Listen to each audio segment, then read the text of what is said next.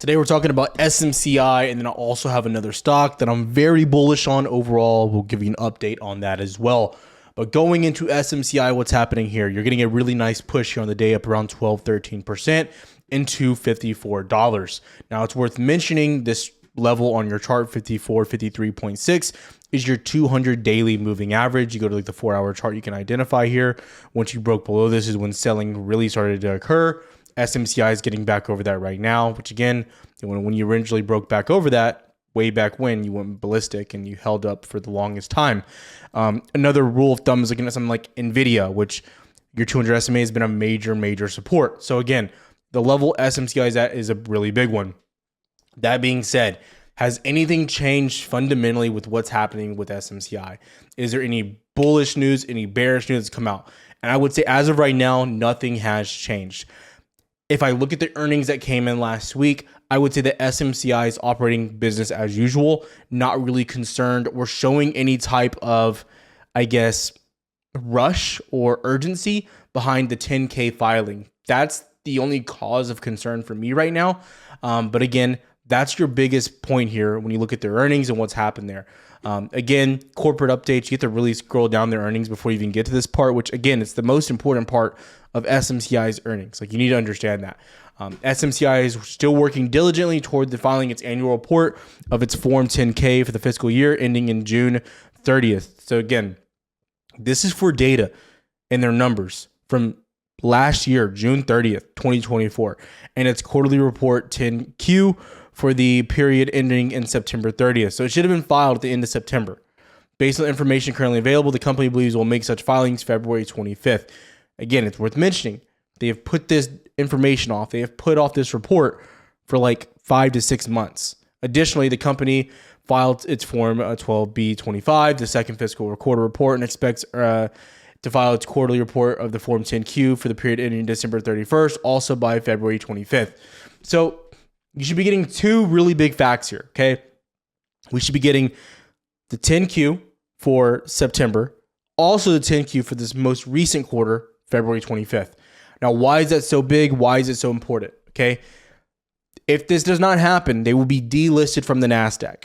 When you're listed into the NASDAQ, right, you're going to get a lot more volume, a lot more overall action coming into your stock, a lot more liquidity. So very important to understand that. When you look at names that have been delisted, historically, they get wrecked pretty quickly. So this is worth mentioning, worth watching. This is the most bullish thing that could happen for SMCI. Now, the other part of this, what does this mean for the stock? Okay, bullish and bearish. If they can get this data out there, they can get this paperwork filed, all of it done. I am very bullish on SMCI. This could easily get back into $70, $80, in my opinion, right? In a comparison, this is one of the only names of the past year, right? There's maybe 3 names, but one of the few names that had good growth comparable to something like NVIDIA. I'm not saying it's the same type of growth, but I'm still saying it was pretty good overall. When you look at their earnings, it wasn't that bad. Okay. Now, again, this past year, there definitely was a slowdown near the middle part of it.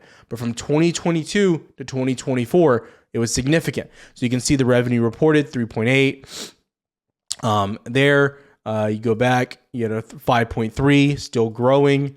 Then you don't get any information for September, right? That was very concerning. And then you're not getting enough information there. So a lot of the information that's coming in is skewed, right? We don't have enough going back to 10K, all of this stuff. So you're not getting the information that you really need to see. And that's what was carrying SMCI. Now there's already a big cloud of, is AI a bubble? Is semiconductors a giant bubble where it's at right now based off of DeepSeek? All these questions. So if any company has question marks around it, you're going to get hit. That's why you're seeing names like AMD's. They're not having question marks, but they're just not able to compete with overall growth. And you're seeing their stock just getting hit. So SMCI, that is your bull case. 10K comes out, 10Q comes out, very bullish overall. Even if like you're slightly off on numbers, I don't care. It's still good news.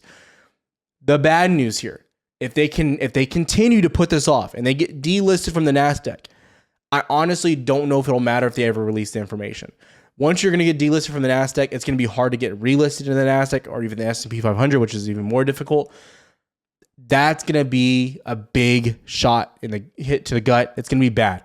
And at that point, I honestly believe SMCI could go under $30. I'm telling you right now, it will get absolutely whacked.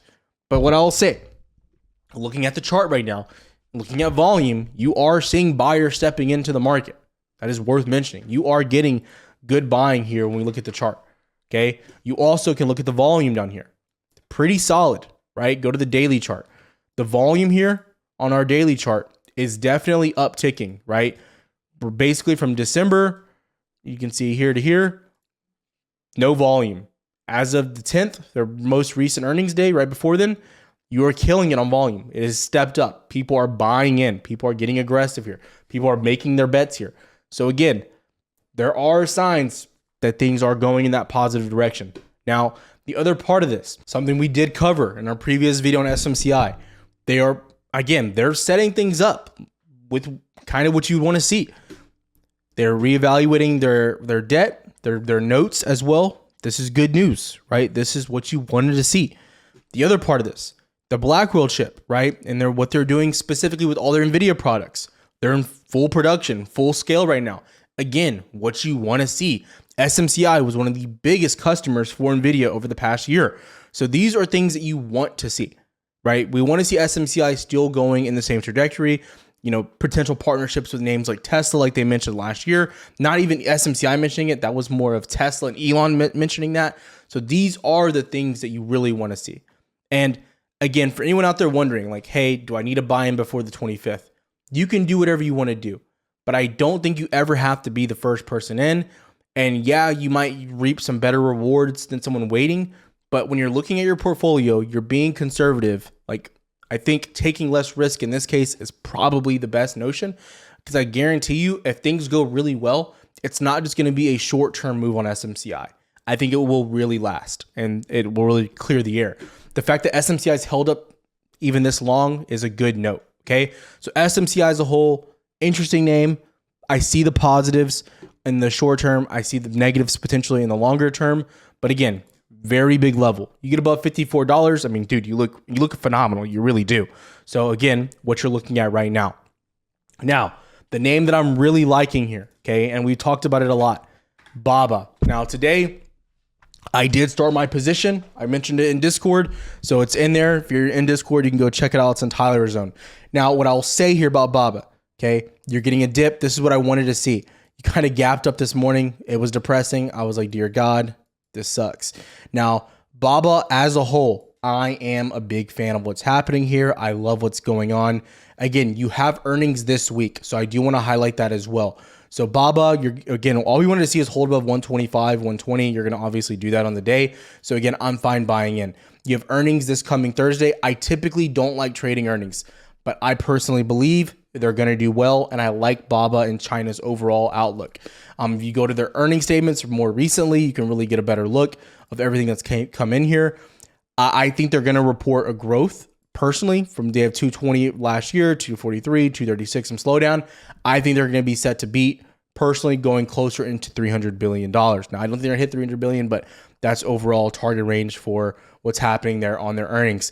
The other part that I want to discuss of what's happening here, I already think they're undervalued. The partnership with Apple, I really want to see their tone, what their plans are with that, and what's going to be happening going forward. We also had the reciprocal tariffs from Trump announced this past week, which I posted on Twitter. If you don't follow me on Twitter, I recommend doing so. Now, this was something that we were really afraid about. What would we do to China, etc. And again, this is very, very, very interesting the more we look at this. Let me scroll down. I just want to find it. Okay. I was more concerned that we would go heavier on tariffs against China, kind of like how we threatened with Canada and Mexico. We are not. We're just doing what they're tariffing on us, we're going to tariff on them.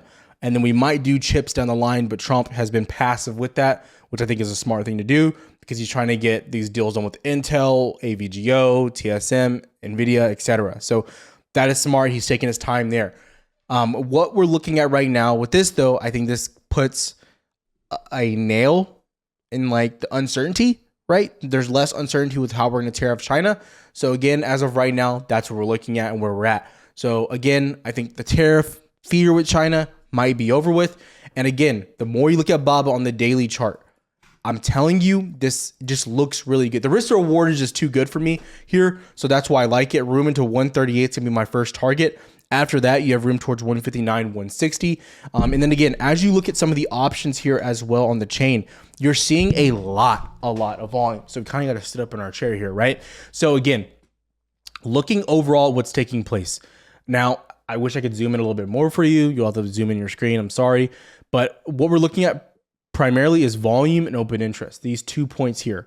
Now, if you are unfamiliar with this, volume means what options been purchased on the day. So like if I look at the 130s, basically 2,500 contracts have been purchased on the day. Now, open interest, what represents has been held overnight. So volume will not turn into open interest unless it's been held since the previous session. So open interest typically tells you if there's a lot of momentum specifically there. Now, volume just tells you what's happening on the day. That could be day trades, that could be in, that could be out. You have to understand that. So volume is not always likely to flip over. Okay. Now, what I'm looking at are more monthly contracts. Now, you can even go out to something like March monthlies next month. Okay. And again, you're seeing a lot of volume, almost 10,000 contracts being bought for the 150s for next month. You're seeing 5,000 being bought for the 130s. There's just overall a lot of volume coming in here. That you're getting 50% overall of the open interest being put in basically into the volume, or the volume on there as well. You go further out, like even Mays. Again, you're still seeing a little bit coming in there, right? It was very dry. The open interest here on calls is there's nothing in there.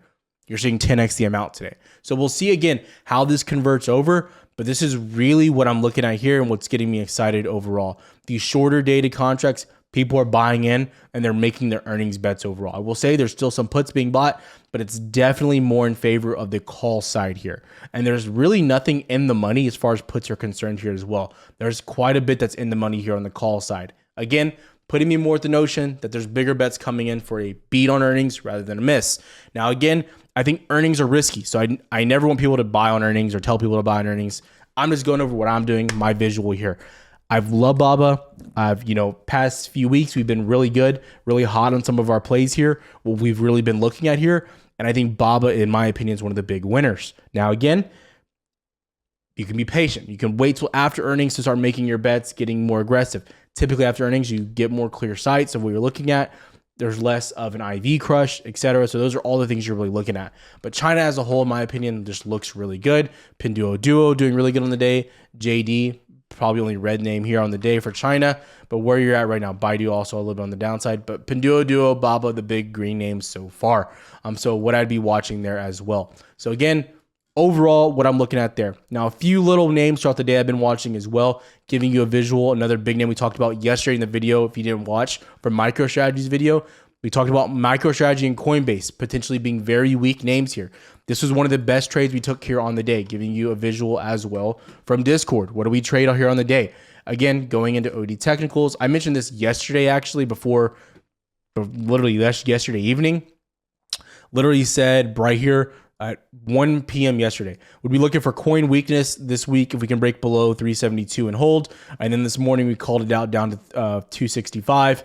You're hitting that right now.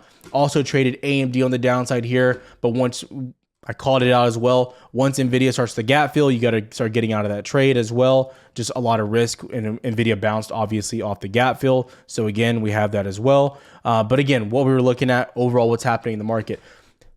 Have a plan when you're going into your trading sessions, guys. Don't just blindly be buying stuff. Don't just buy because of what someone posted on Twitter or social media. Have an overall plan with what you're looking at on your stocks, your equities, your options, whatever it may be. Because if you go into it blindly, just buying off of hype here and there, I promise over time you will lose money. So when you're going into these plays, you need to have a plan for what you're looking for, why you're looking for it, and ultimately, how does your plan get invalidated? Because at the end of the day, if you're wrong, you need to understand when you're wrong and when you can hopefully make up for that mistake and get out of a position. Because again, some people, and you might know this for yourself, you get stuck in a position, you hold too long, and ultimately things just go bad. So again, have a plan, do your research, and be responsible and accountable for your trades, your positions, and everything you're doing. I'll see you guys later. Have a good one, traders.